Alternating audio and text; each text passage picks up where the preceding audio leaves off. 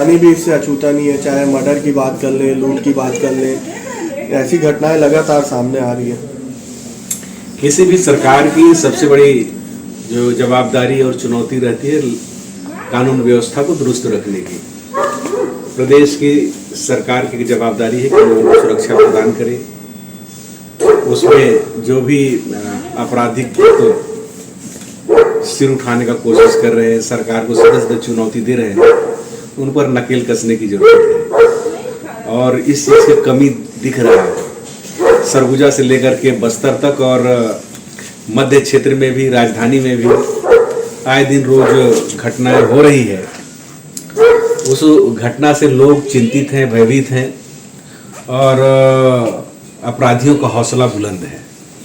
इसलिए सरकार को चाहिए कि इसमें नए सिरे से समीक्षा करे और जो एक ही जगह पर जमे हुए लोग हैं, जिसकी प्रशासनिक क्षमता में हमेशा प्रश्न चिन्ह खड़ा हो रहा है, ऐसे लोगों का तो जवाबदारी पर सब बदलें ताकि सुरक्षा व्यवस्था दुरुस्त हो सके, लोगों को लगे कि सरकार चल रही है और सरकार हमारी सुरक्षा को लेकर के चिंतित है और इस पर उनका नज़र है। लेकिन इसमें काफ़ी सारे गैप देखने को मिलते हैं। आए दिन रोज घटना और अपराध के नए नए तरीके, इस पे रोक लगाना जरूरी है। ये धान खरीदी को लेकर लगातार सवाल उठ रहे हैं। टोकन की समस्या किसानों को हो रही है, उसके साथ अभी कई ऐसे केंद्र जहाँ पुराना ही धान का उठाव नहीं हुआ है, तो दिक्कतें आ रही है सामने।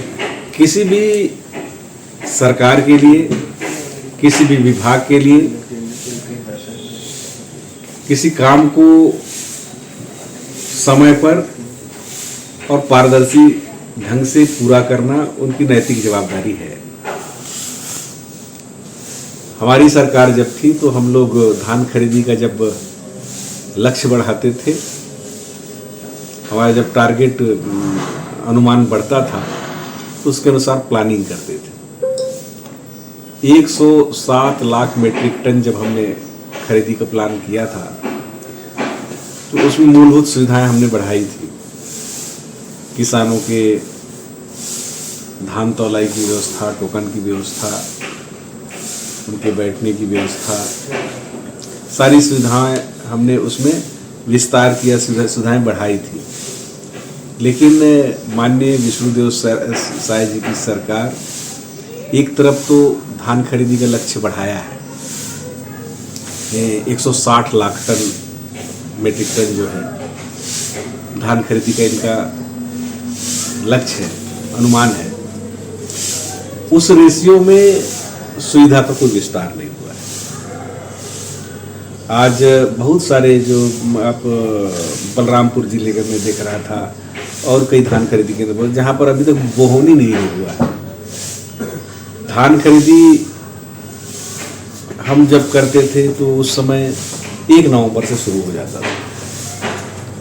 आपने 14 नवंबर से उसको आगे बढ़ा करके कर दिया। आपने धान खरीदी का लक्ष्य बढ़ाया लेकिन टाइमिंग नहीं बढ़ाया, बल्कि उसमें आपने कटौती कर दिया। हम 1 नवंबर से लेकर के और फरवरी तक खरीद करते थे।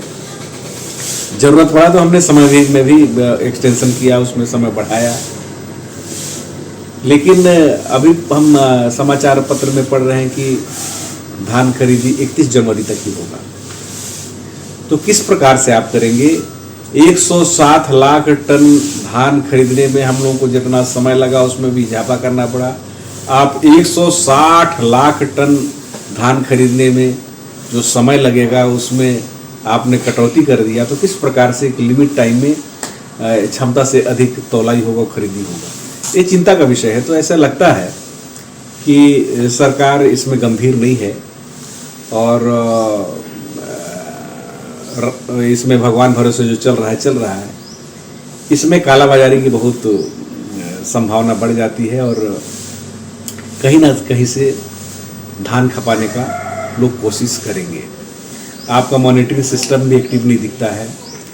पड़ोसी राज्य उड़ीसा हो गया, झारखंड हो गया और बिहार हो गया, उत्तर प्रदेश, मध्य प्रदेश, इधर महाराष्ट्र, इन सभी जो सीमावर्ती क्षेत्र है वहाँ आपका जो मॉनिटरिंग टीम है जो इसको रोकने के लिए काम करती है वो एक्टिव दिखता नहीं है। 1 नवंबर से 14 नवंबर तक का बीच उनको समय मिल गया लोगों को स्टॉक करने का। आपने इस बीच में कोई कार्रवाई नहीं किया।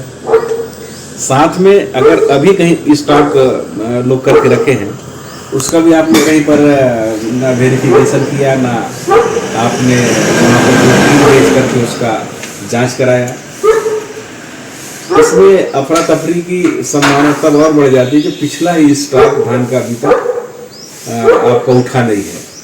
तो ये सारी चीज़ें हैं जिसको गंभीरता से देखने की ज़रूरत है, इस पर नज़र रखने की ज़रूरत है ताकि पारदर्शी ढंग से धान खरीदी हो और कालाबाजारी और जो अफरा तफरी करने वाले जो बिचौलिए हैं उन पर अंकुश लग सके। सरकार की जो योजना, सरकार की जो नीति है प्रदेश के किसानों के लिए है, उसका हक दूसरा प्रदेश के लोग ना मारे। ये आपने कहा कि एक तरफ कालाबाजारी हो रही है और फायदा पहुंचाने, तो किसको फायदा पहुंचाने का हो रहा है काम? मैंने कहा ना कि जो इस खेल में माहिर रहते हैं, जो बिचौलिए रहते हैं, उनका हमेशा कोशिश रहता है कि धान खपाने का।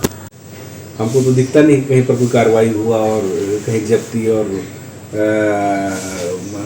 धान को सीज करने का काम किया हो।